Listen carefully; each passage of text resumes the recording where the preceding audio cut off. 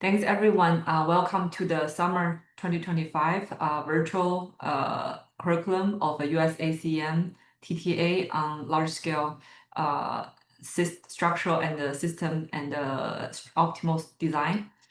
With great pleasure, let me introduce the speaker for today, Dr. Liwei Wang.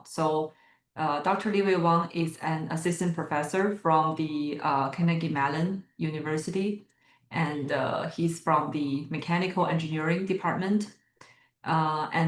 His research is focusing on where he directs the computational physical intelligence lab. His lab develops the computational design framework for advanced material systems with enhanced physical intelligence. And Liwei's research combines machine learning algorithms, mechanics models, and multiphysics optimization methods for 3D printing, smart structure, metamaterials, and multifunctional materials. And before joining the Carnegie Mellon University, Liwei has a postdoc researcher position and a visiting scholar in the Department of Mechanical Engineering at Northwestern University. He also earned his bachelor and PhD degree in mechanical engineering from Shanghai Jiao Tong University. His work has also been recognized by several awards, including the inaugural ASME Design Automation Dissertation Award, the university level Outstanding PhD Dissertation, and Best Paper Award of ASME Design Automation Conference. So with that, I'd like to introduce the topic. So he's going to talk about the shape of intelligence, design smart materials to cloak, morph, and move. Before we formally start, I'd like to take this opportunity to just advertise our event on the USACM large-scale TTA at USNCCM 18 in 1 month. We are organizing a student mentoring program, collaborating with the student chapter of USACM. This mentoring session will be on Monday from 12 to 1 p.m. The lunch will be provided. So we have closed the student sign up, but the sign up to be a mentor is still open. So we encourage everyone to sign up to be a mentor for this event. Okay, so with that, I'll pass on the stage to Liwei to talk about his research. While he's sharing the screen, I just want to mention, if you have questions, feel free to type them in the chat. If you have some questions that you like clarification question, you can feel free to ask Liwei. Liwei mentioned it's okay to ask those clarification questions. At the end, we'll have a dedicated time to talk about discuss the questions. So Liwei, you have the floor. Thank you. Thanks, Shelley. So today I want to share some of our research on intelligence. Specifically, we want to make material intelligent. Intelligent behavior include cloak, morph, and move. In other words, we try to give the intelligence a shape. So the shape and material is the keywords in this talk. I'm going to talk about how to change the shape of material in order to achieve intelligence. So when we talk about intelligence, the first thing came into our mind usually is this kind of robots. It's a representation of the typical artificial machine we have. We use a lot of electronics in order to realize autonomous behaviors. Although this enables us to do many complicated and amazing things, but this kind of machine, this electronic-based machine, also have some weakness. For example, it will require very complicated control and sensing system. It requires a lot of energy inputs, sometimes constant energy inputs. It cannot withstand extreme or unstructured environments. It is very difficult to make them very small or scalable. So we say that although we human beings use electronics to make complicated machines, they also have some weakness. So how to address these challenges? Well, we human beings make machines, but we are not the only one who make machine. The nature also have its own machines, or we can call it creatures or biological agent. If we look at the nature, the intelligence actually have two forms, computational intelligence and physical intelligence. For example, we human beings is a combination of both.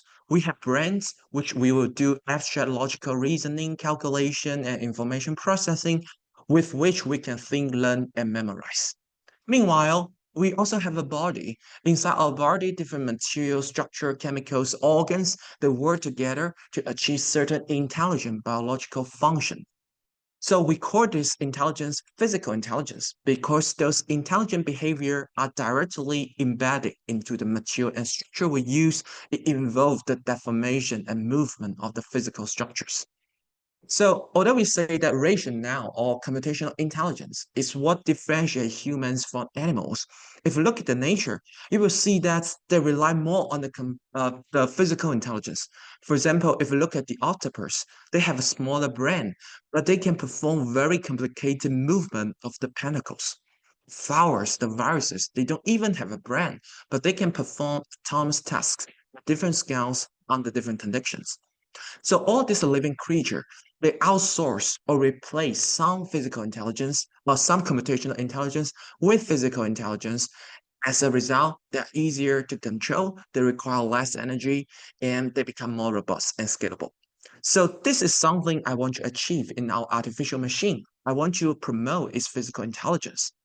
In order to do that, we care about three different elements: material, structure, and stimuli. So materials will decide how locally the structure will respond to external loading, and structures will organize or allocate material in a way that can better uh, design its flexibility of movement.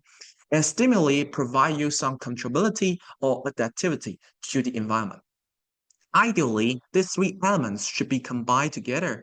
As you can see in nature, when a flower is blooming, you actually see a long history of co-evolution between the material structure and stimuli. It is composed of some responsive material. This material is organized into some buckling structures. So when the temperature or light is appropriate, you can see the flower begins to bloom. Now, people are trying to develop some material that can imitate this kind of responsive behavior. Specifically, they have developed some 4D printing technique or some responsive material that can respond to external stimuli after fabrication. It can fabricate or pattern its structure so that by combining the material and structure, they can have different morphing behavior under different stimulus. But one gap I see here is that the design for these elements are usually separated in our artificial systems compared to the natural one. In other words, we tend to only design material, only design structure, or we just keep the stimuli to some discrete status. So, because as I said earlier, material structure and stimulus interplay is fundamental to achieve physical intelligence, then in ideal case, we should co-design every elements together. It's essential to unlock the full potential. This is what we want to achieve in our lab. Specifically, we want to achieve physical intelligence. We want to co-design material structure and stimulus. This will naturally lead to a motive variables and motive physics and very high dimensional, even multi types of variable problem. It's very difficult to do the design or simulation. But we human beings, we not only have physical intelligence, we also have very advanced computational intelligence, which include machine learning and optimization. So this inspires us. Maybe we can use our computational intelligence to design the physical intelligence so that we can co-evolve the material structure and stimulus together to maximize its physical intelligence. When we have enough physical intelligence, we can even go the other way around to embody some computational intelligence into the material to make a material computer. So in our computational and physical intelligence lab, we try to explore this interplay between these two intelligence. So if we have this loop and if we have enough physical intelligence, sometimes we can achieve something looks very similar to magics in engineering. Specifically, in today's talk, the three applications I'm going to mention happen to correspond to three magics in Harry Potter's work: the clock, the morph, and the moving. In the first part of this talk, I will talk about the mechanical cloaking. Basically, by designing the microstructure, I can control the strength field so that I can disguise some object from external detection. So this application only involves the design, the co-design between material and structure, and it faces some it only focuses on the static kind of behavior. And then we'll move forward to doing morph design. In other words, we can design a system that can morph between different shapes given different stimulus. So in this case, we are still only designing the material and structure, but the system will interact with the external stimuli, so we can change between different states. It's a quasi-static design. Finally, we will go to the most complicated part, where we'll co-design material, structure, and stimulus all together to design the dynamic magnetic robots. So these are the topics today for our talk. I want to first start with the simplest cases, which is the mechanical cloak via data-driven periodic metamaterial design. This is a collaboration with Dr. Wei Chen, my postdoc advisor, and the Chiara Dario from Caltech. So the motivation is as follows. Sometimes we want to use some heterogeneous property distribution in engineering. For example, in soft robots, we want to use different stiffness in different location to achieve different posture. In a turbine blisk, different region they will undergo different loading condition. So some region may require better creeping behavior, the other focus more on the fatigue or strength. So different region undergo different loading condition, they require different material property. So we want to have heterogeneous property distribution. If you use traditional method or material to make it, this usually means that you need to vary the constituent materials or manufacturing process parameters along the whole space inside a component, which might be very difficult to achieve. So to address this issue, we have the metamaterial. Basic idea is very simple. We can change the microstructure of the material so that we don't change the material, we don't change the manufacturing process, we just change the microstructure, then we can tune the property. For example, this animation shows by only changing the microstructure, you can control the stiffness of the whole material. Our idea is basically use this microstructure to control the local property and then consider this microstructure as Lego building block, because with very simple Lego building block, you can build very complicated system. If we use metamaterial as the basic building block and then assemble them to form certain periodic tiling, you can actually get a heterogeneous metamaterial system to achieve spatial varying property distribution. So this is our idea. This idea is simple, but it actually involves several challenges. So we want to do the design, the structure design. And in structure design, there are usually different levels of design. The first one is the size. You can change certain parameters. The second one is the shape optimization. You can change the contour. The most flexible one is the topology. It can freely change your shape or topology, so you have the highest design flexibility. Now, in our case, we are not just designing topology. We also want to design the property distribution. So it's more complicated than simple topology optimization. This is for the macro scale. At the same time, we also have an micro scale in which we are trying to solve an inverse problem, basically giving an optimized property. What will be the corresponding microstructure to achieve it? This is an inverse problem because you can have one solution, many solution, or no solution at all. We simply don't know. This is just one single microscale design. If you look at the whole system, it is composed of many microstructure. Each one you want to do one such design. So in total, you need to do many such microscale inverse problem. And finally, because we want to assemble them together, you are not just focusing on one single unit cell. You want to combine them together, so you want to solve a combinatorial problem to make sure that they are compatible with each other in neighboring region. And finally, these two scales should be combined. They should do together so that you can achieve the multi-scale design. So in this process, it involves a lot of challenges. We have inverse problem to solve, high-dimensional combinatorial variables, and multiple scale.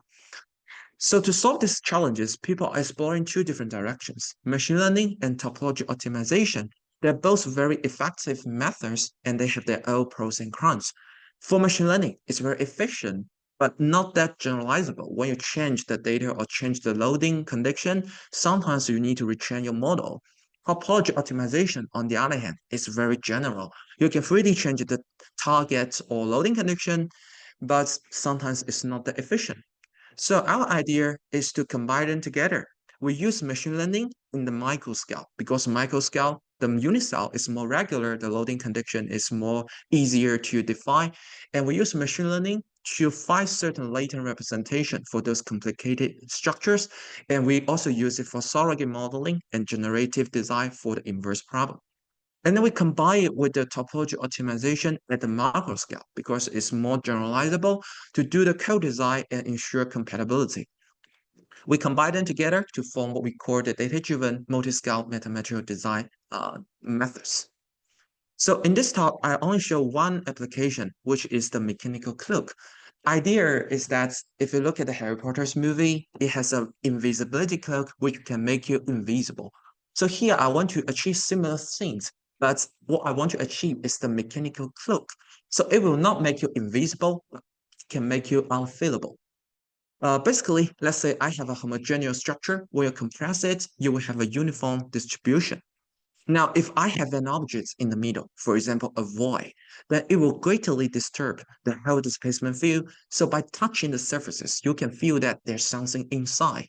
What we want to do is to design the microstructures around the object so that we can recover the displacement field outside this region. So by simply touching it, you cannot feel anything inside. It feels as the same as there's nothing inside. This is what we call the mechanical cloaking behavior. Well, it has certain potential application. For example, in the tunnel, you have some stress concentration. In a soft robot, you have to have some health in order to put some cables. So by using this mechanical cloak, you can increase the structural integrity while retaining the original function. Now, to do that, we use data-driven design. The first step, or the most important step, is the data. So we first collect many microstructures. We first specify sets of desired targets, and then we use microscale topology optimization to find the corresponding microstructure. Because not all the targets are achievable, so we ended up with this contour for our property space. And because each microstructure optimization will take some time, it's impossible to do all this very large data set using only microscale design. So we have to rely on certain stochastic behavior. So here is the way we do it. We do it in a sequential way. We first identify the boundary of the property space in the current iteration, and we specify points on the edges, which represent that this property is some extreme properties. And we also identify points inside some sparse region, which means that this microstructure corresponding to some property are rare in our existing dataset. And then we select this microstructure, this critical microstructure, do some shape perturbation. These are random perturbation. So as you can imagine, the property will also be perturbed a little bit. By doing this again and again, select, perturb, and then add it back into the database, we can get a very large and very dense and very broad range of properties. This forms the data for our data-driven design. Now, we already have the dataset. The next step is ready to design the structure. So let me define the optimization problem. Here, we have the original structure. And if you compress it, you will have a uniform displacement field U0.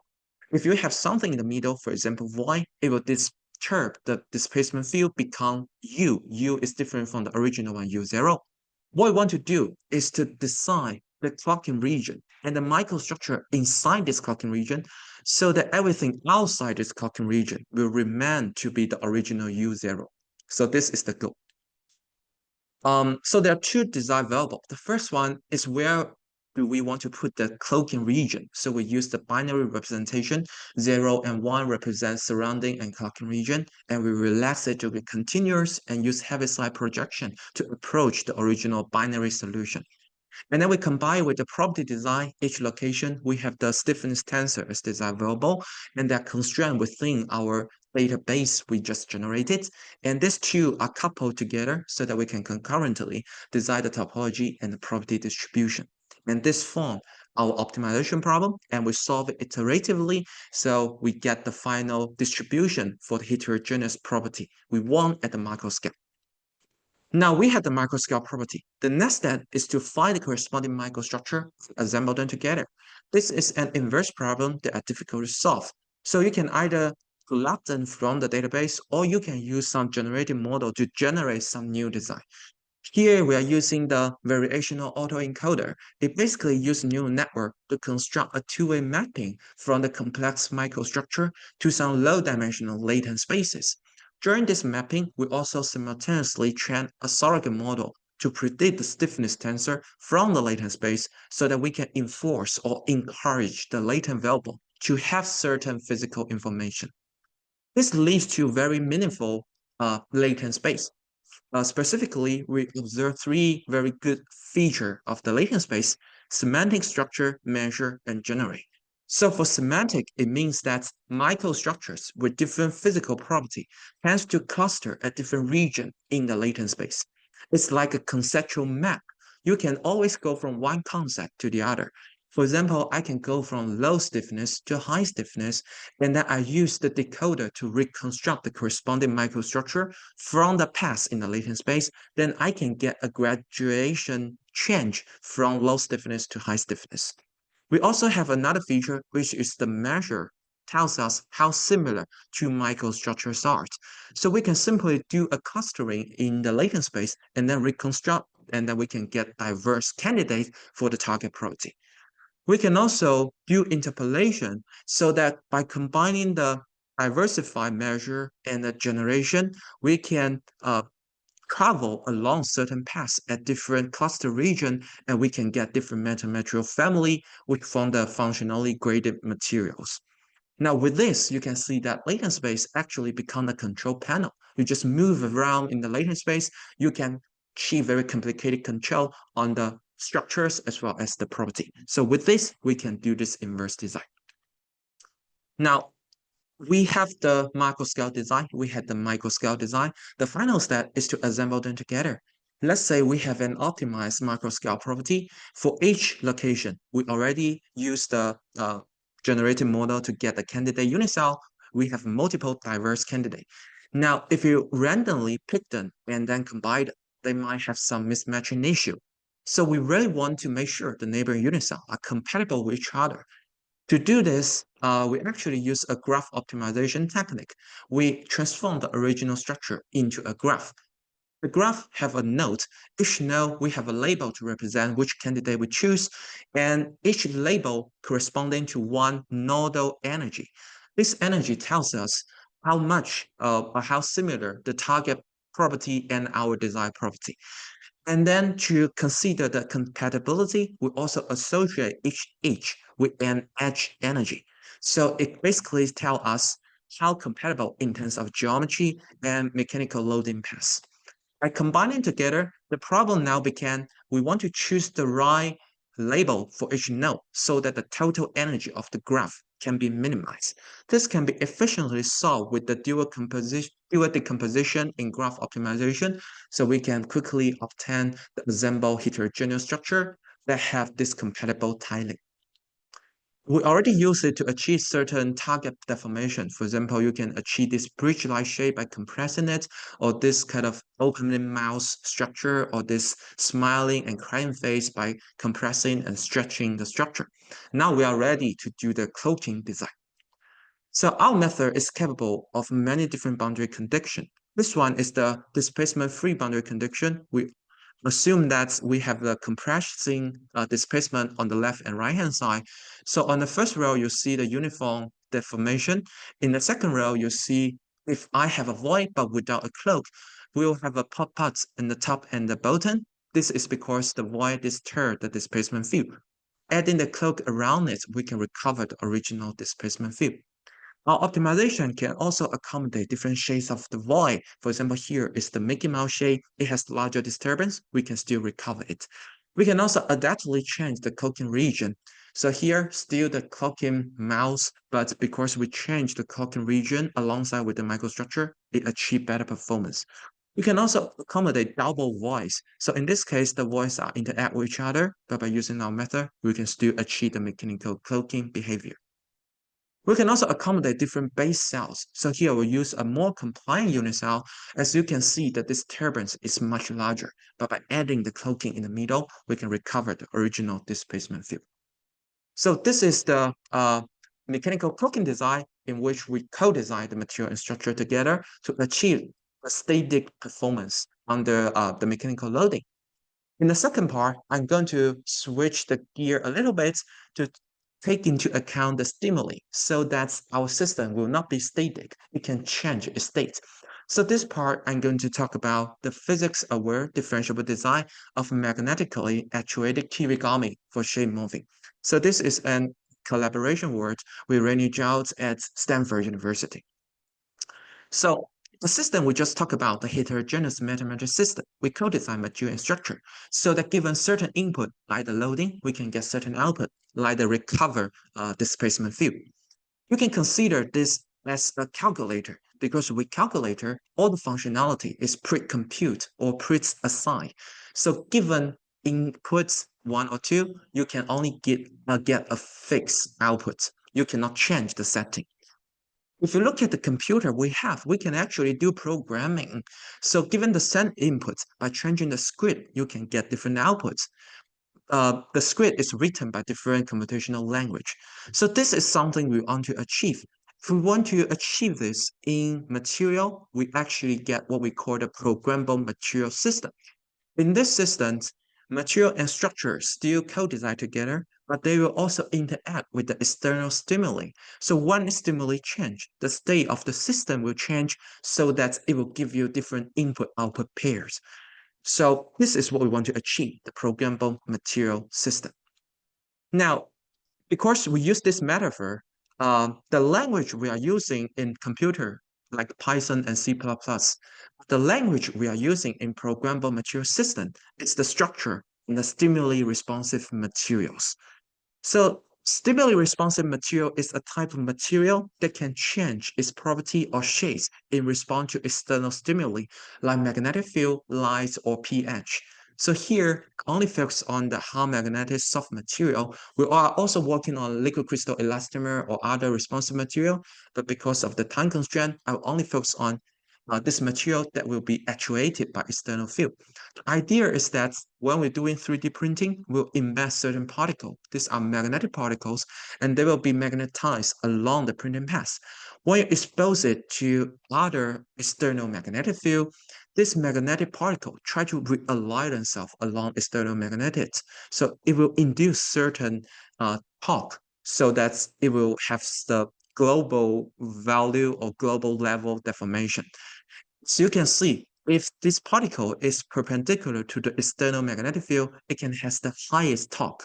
And when it aligns with the external magnetic field, it will have the weakness torque. So this is something I will mention in the later part.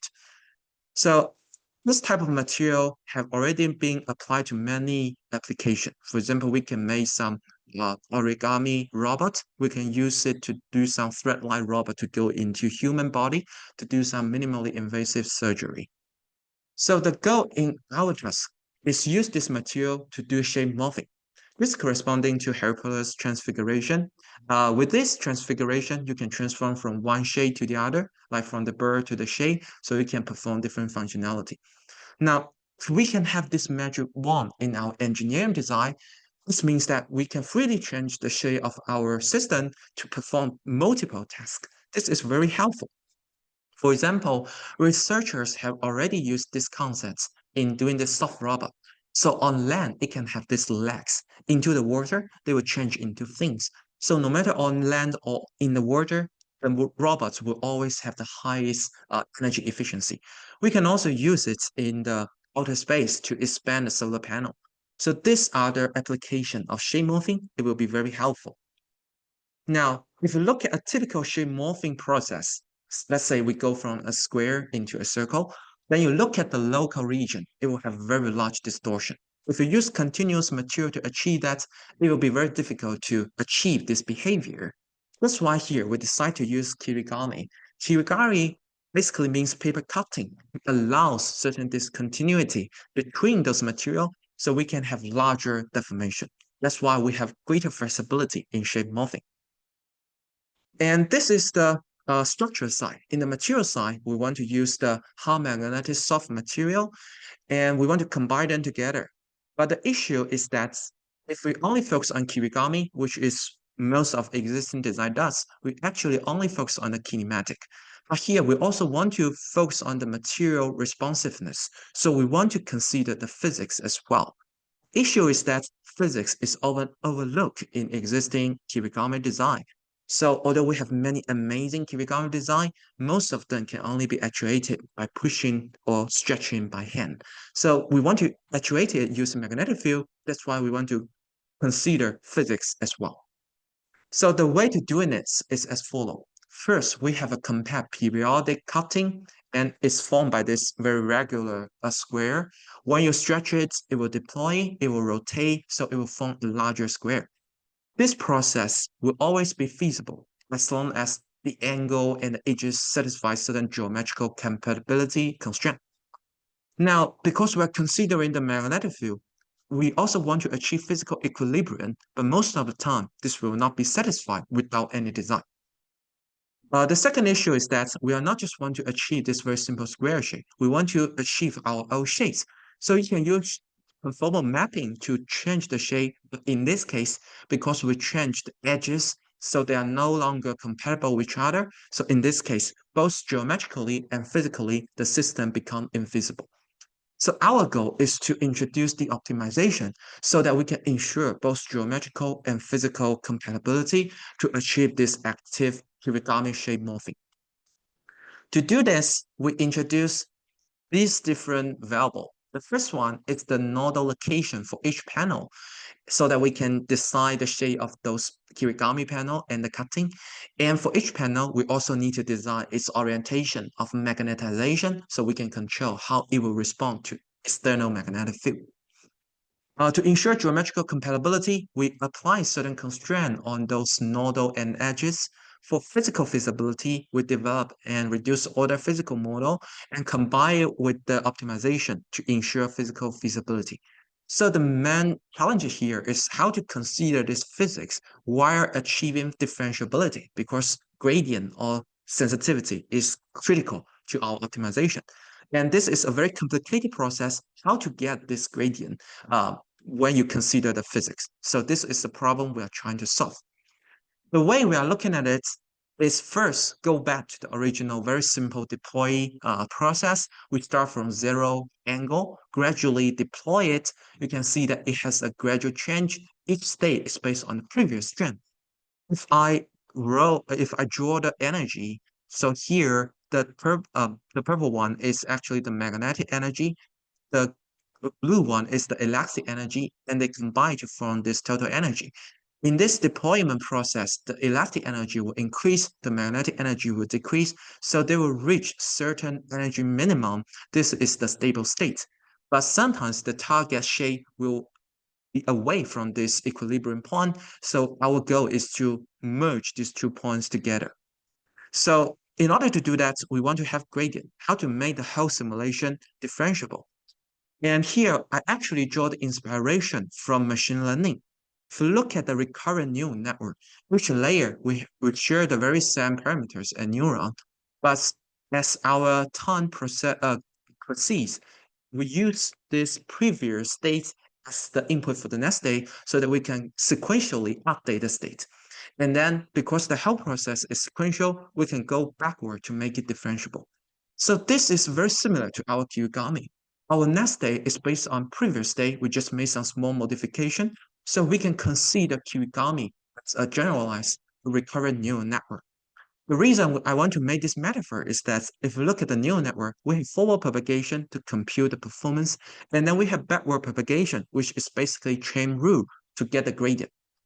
Because kirigami is an RNN, we can do similar things with our kirigami.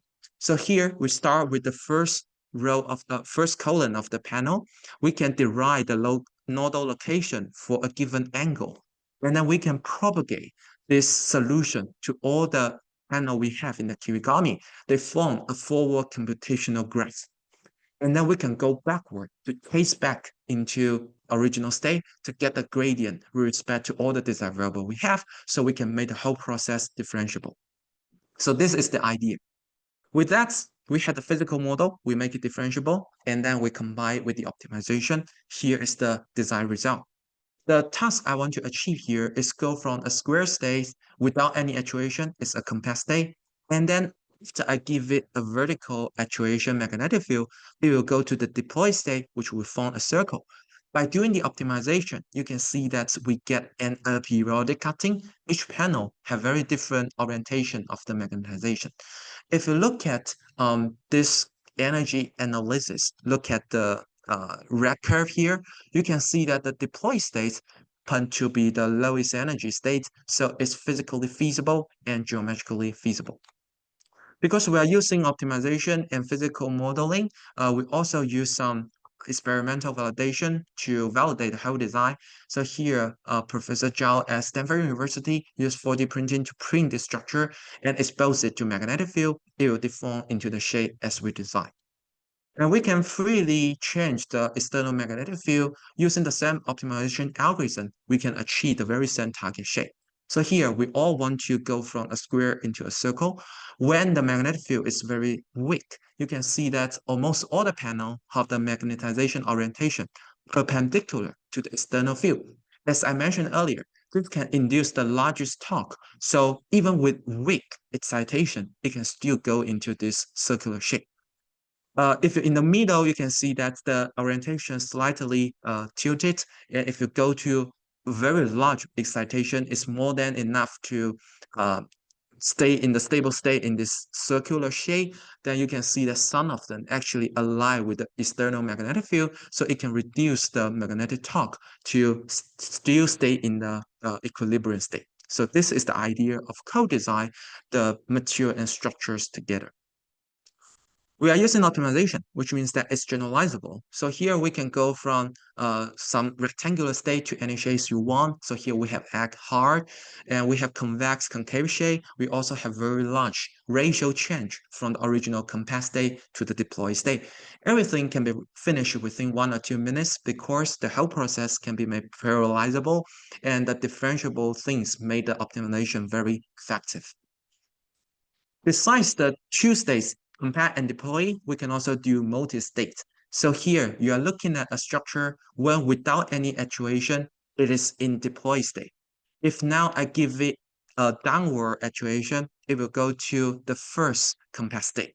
Now, if I switch the excitation to make it upwards, it will go to another actuation. If you look at the energy landscape, it means it has two local minima. So this means that we can give it a sequence of the stimuli so we can get a sequence of the shapes to perform different functionalities. So this is the second part of the talk. We talk about how to co-design the material and structure in kirigami to achieve the shape morphing. Now I want to go a step forward to make the whole things really move, which means that we want to co-design material, structure, and stimulus all together. And here we want to do the magnetic soft robot design. So in this task, we also have some design challenges. So here is a typical example from Professor Zhao's lab. You can see they are designing the structure, the material, and also the stimuli. So we have many different types of variable. They can be continuous, they can be discrete. And because this is a dynamic process, it is time varying. And it has a non-equilibrium in each intermediate state, and different state will give a different posture will give a different load. So these are the dynamic aspect. We also have some nonlinear aspect. First, it has large deformation, and of course, it will keep pushing forwards. For example, in this robot inside a human vessel, you can see that they will form different contacts during this whole process. It will change the loading condition. It will also introduce some friction. These are very difficult to model, let alone optimization. And finally, there are multiple physics. For example, this one is from Shelley's lab, and they try to combine magnetic and elastic response together. So there's a multiple coupling between different physics. It's very complicated to achieve. So with all these challenges, most of existing design, although they have made great advances, sometimes they only focus on one or several aspects rather than all the aspects. For example, maybe we just design material structure, or we just focusing on some causes stated design, or we don't consider context of friction. So in this talk, what we want to achieve is to simultaneously address all these challenges together. So this will involve two innovations. The first one is how to represent those mistype variables. And the second one is more about how do we do simulation and gradient calculation. So for the representation, we have the co-design framework. In this magnetic soft robot, we represent the body with the particle. So each particle, we have many different hard magnetic particles inside it. And for the materials, we will design the orientation of magnetization as well as the magnitude, how large you want the actuation.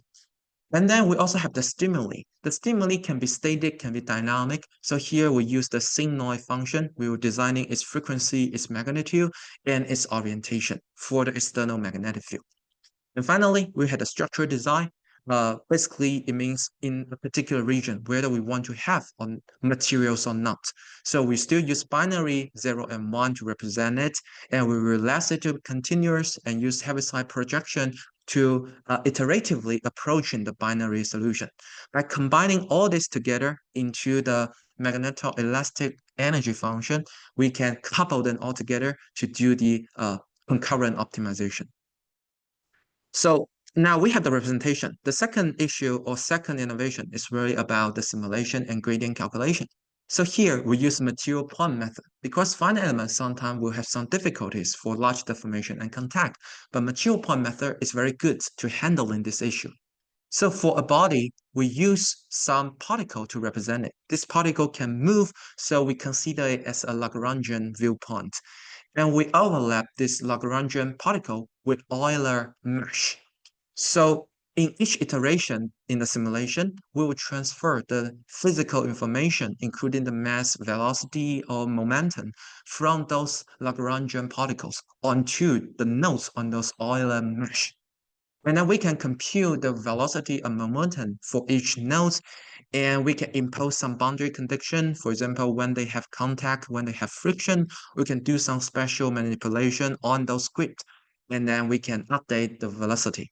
And then this grid velocity can go back to the each particles in the body, and we get a new updated particle velocity, and we use all the velocity for the particle to update the shape of the body we have.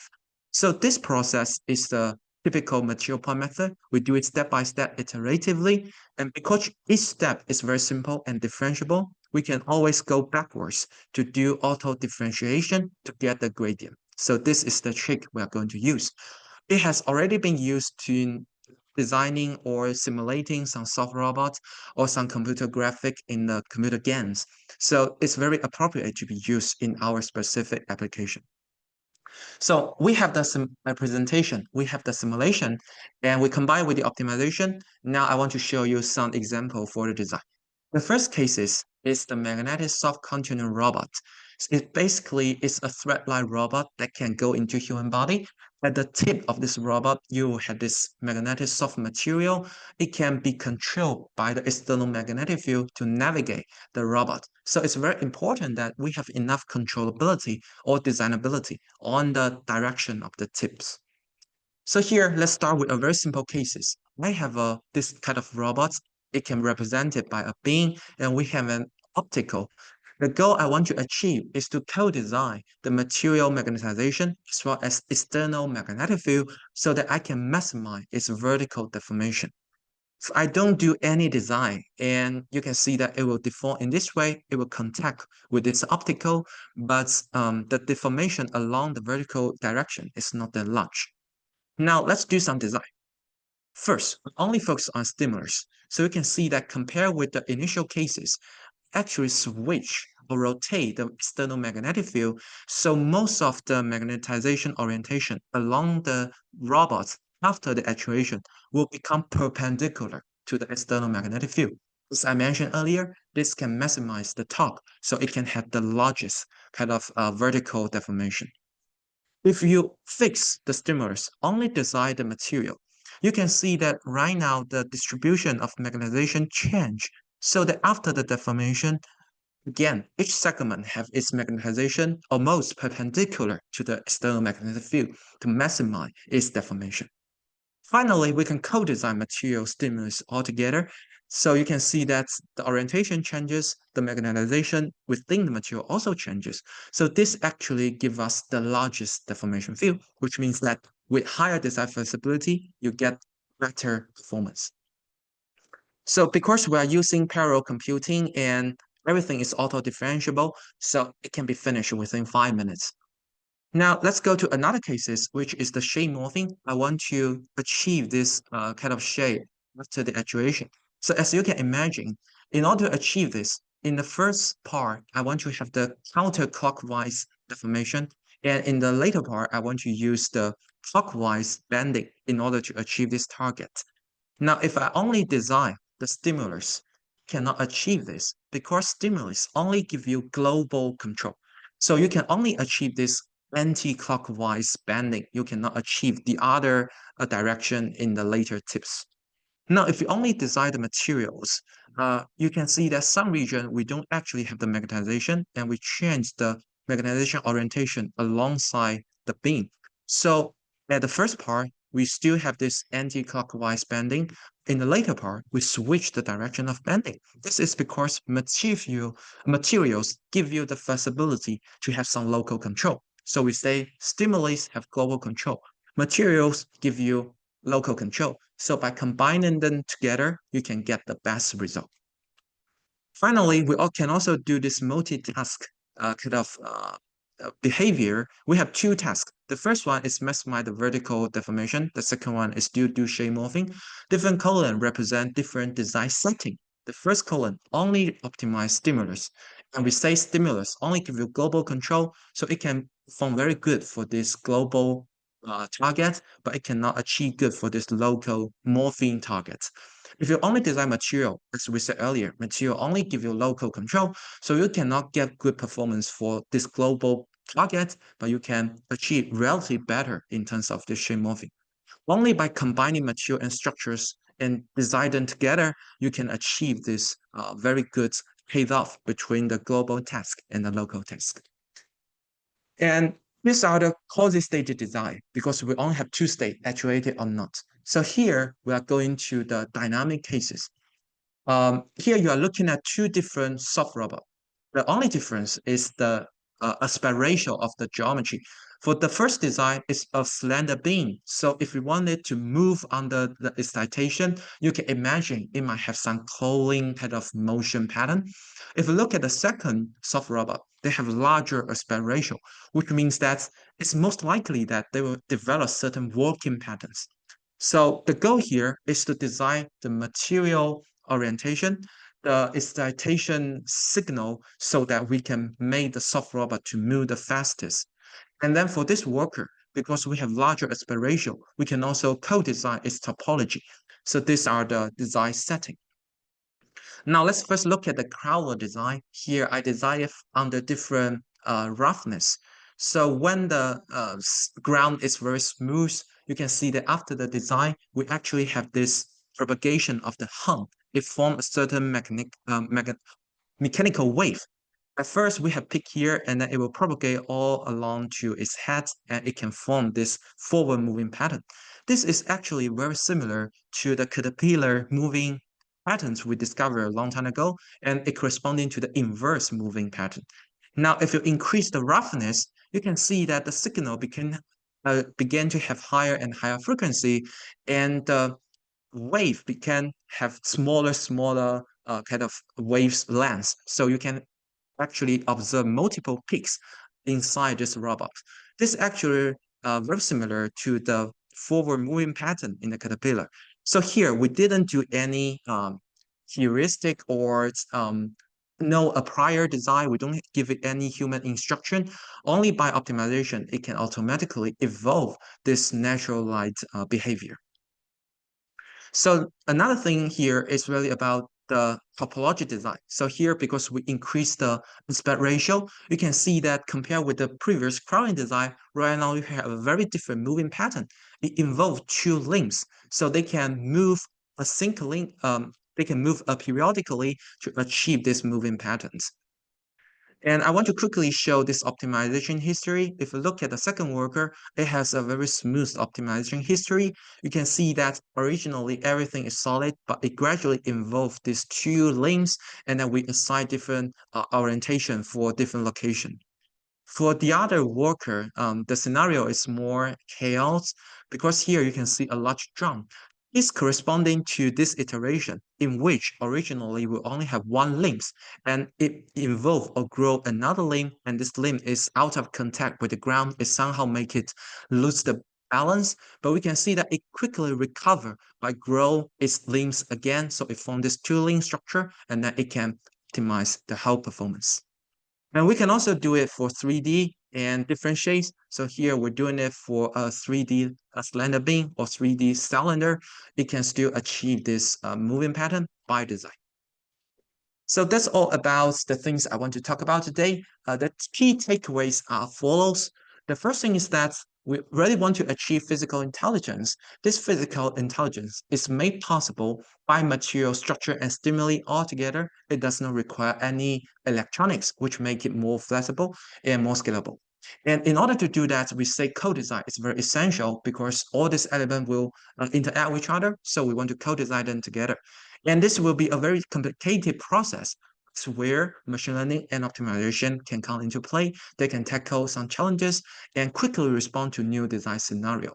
And machine learning, inspiration from machine learning is not just about the model itself. We can use some underlying or fundamental technique like auto differentiation and parallel computing combined with the simulation and optimization to enable the co-design for very effective design process. Through the design cases, I have to convince you that by building intelligence into material and structure, we can simplify the system to achieve multifunctionality, adaptivity, and autonomous across different scales. Finally, I want to thank my collaborators, and I can answer any questions you may have. Thanks a lot. Thank you very much, Liwei. Very impressive and comprehensive talk. We have a few minutes for questions. If you have any questions from the audience, please maybe raise your hand, or you can directly ask. I can get started with one question. It's very interesting that you're using the MPM method for making the contact and the large deformation to be much more convenient and compatible with topology optimization. Could you comment a little bit on the accuracy of the MPM based on your experience, the comparison of the let's say the accuracy of the simulation using MPM and using the FEM? I'm very curious about this method. Yeah, this is a very good question.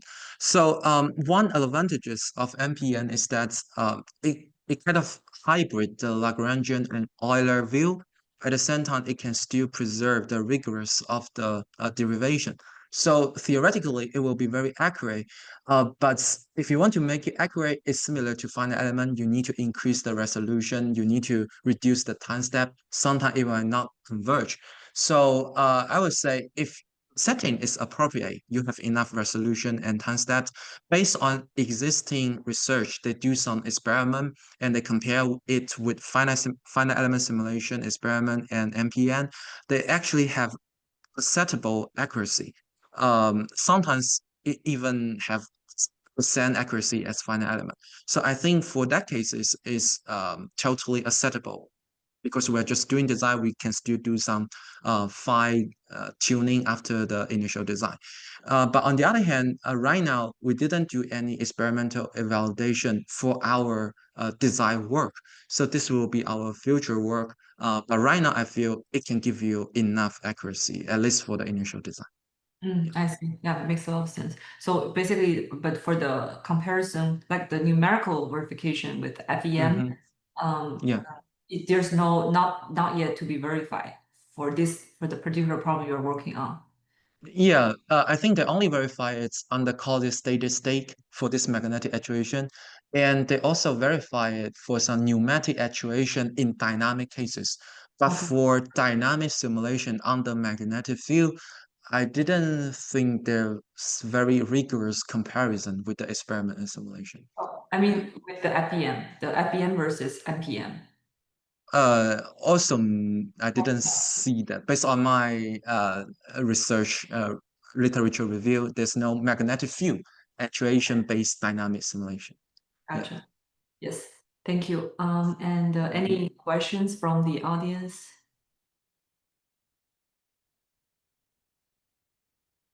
Yeah, I think we have a question from Rahul. Rahul, if you want, you can feel free to unmute and ask. Otherwise, I can read as well. Hi, Liwei. Very nice Hi, presentation. thank you. Yeah, so I'm curious about the third example. So usually with soft material optimization, we see a lot of convergence problem, and I'm wondering because this is quite complex simulation. So Yeah. if you sometimes experience those and how to handle those kind of convergence problems. Yeah, that's a very good question. In fact, in our optimization, we also see some very large fluctuation. Uh, this can come from many aspects, like you say, soft material, it has some nonlinearity, and because it's a dynamic process, it keep changing the context, and because we also have some topological changes, these changes will also lead to very significant changes. So I guess the conversion issue would become just more severe than the static optimization or the harm optimization. In our case, we see fluctuation, but eventually it will converge. But I would say it will be some cases that it will not converge. So in that cases, my thinking right now is that first we have an initial design. This initial design can come from less nonlinearity design. For example, we can increase the stiffness or change the boundary condition so that the setting is more simple, but we can at least get a workable initial design and then use it as the initial design and then gradually go to convergence. That's something that we can try, which is the multi-step design.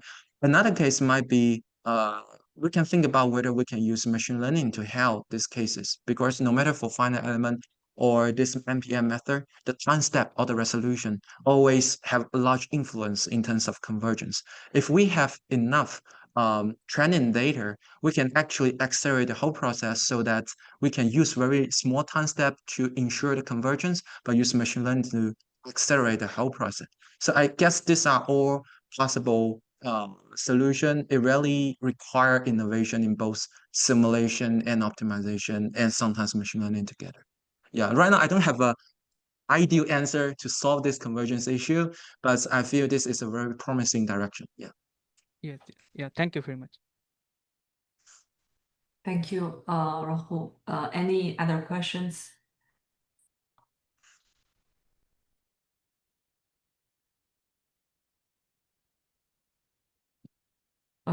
Liwei, could you comment a little bit on the comparison of the time cost of using the NPM versus the FEM? Yeah. Yeah. Yeah, that's a very good questions. I think right now, for MPN, it's very easy to make it parallelizable, and the way it handling the context is also very simple. So in that case, if you are simulating a dynamic process with very large deformation, with many contact, with friction, and you use the GPU acceleration, my guess is that it might have a greater efficiency than some very mature finite element method. Because with finite element method, you might need to really reduce the time step in order to make the Euler the Lagrangian mesh to really converge. But in MPN, we can have a larger step, and the way it handles the context is easier to make it parallelizable. So in that case, it might have some advantages in terms of efficiency. In terms of static, I feel based on my own experience, I'm not maybe I'm wrong, but based on my own experience for static design, I think finite elements do have more advantages in terms of efficiency, and it has higher accuracy in terms of simulation. So I guess it really depends on the application you are focusing on. In some cases, we might want to use finite element. In some cases, like large deformation, many contacts, and friction, you might want to use MPN. But with new advancement in terms of finite element and even physics-informed neural network, there might be constant change and improvement in all this method. So at this stage, I use it because it can handle this large deformation and context. Yeah. Gotcha. Thanks, Liwei. We have another question to the audience. Shiguang, do you want to ask the question? Yeah, sure. Hey, Liwei. Great Hi. presentation. So, uh, I'm also interested in the third example.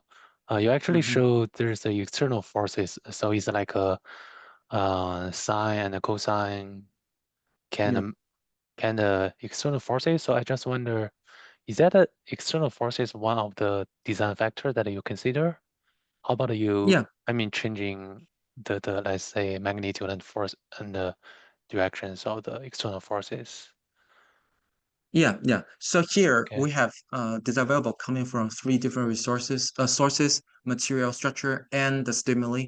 And stimuli here for this robot example, we are considering a temporal signal, which is a sigmoid magnetic field. So the magnitude will follow the sigmoid kind of signal, and the orientation will be fixed. But this magnetization orientation will also be designed. So we're basically designing the orientation of external magnetic field and the temporal profile for its magnitude. So this is something we're designing. And because this magnetic will have positive and negative value, so during the actuation, the magnetic field will also switch the direction. It will always follow with the design orientation. Okay. So Yeah. basically you can use whatever, I mean, Yeah. kind of form As of long as it's external forces. differentiable. Yeah. Okay. So at at each temporal time point, you have, let's say, different external forces, and you have different material and structure domains. So I guess the design space is extremely large, right? And Oh, yeah. So here, for the material and structure, it's location specific, which means that each location will have one design variable, but it will be the same during the whole dynamic process. So material and structure will be constant during the whole process after the design. And stimuli, it will have temporal variation, but to reduce the dimension, I use sigmoid magnetic field. So I'll only design its magnitude as well as frequency. So it's Mhm, like the basis function. I only design those coefficients. If you want to mhm. use very flexible or the highest flexibility in terms of temporal design, you need to design the value for each discrete temporal time Sure. frame that will be too high dimensional. So I just maybe we can use neural network or combine different basis function. This can give you enough flexibility while not overwhelm you with high dimensionality. Yeah. Okay. Yeah. Thank you very much. Great work. Yeah. Thank you. Thank you, Shubham, for the question. All right, I think we are past the clock. So thanks a lot, Liwei, for this very comprehensive talk. Very interesting work. So with that, I'd like to conclude. Thanks everyone for joining. Let's give a round of applause for the speaker.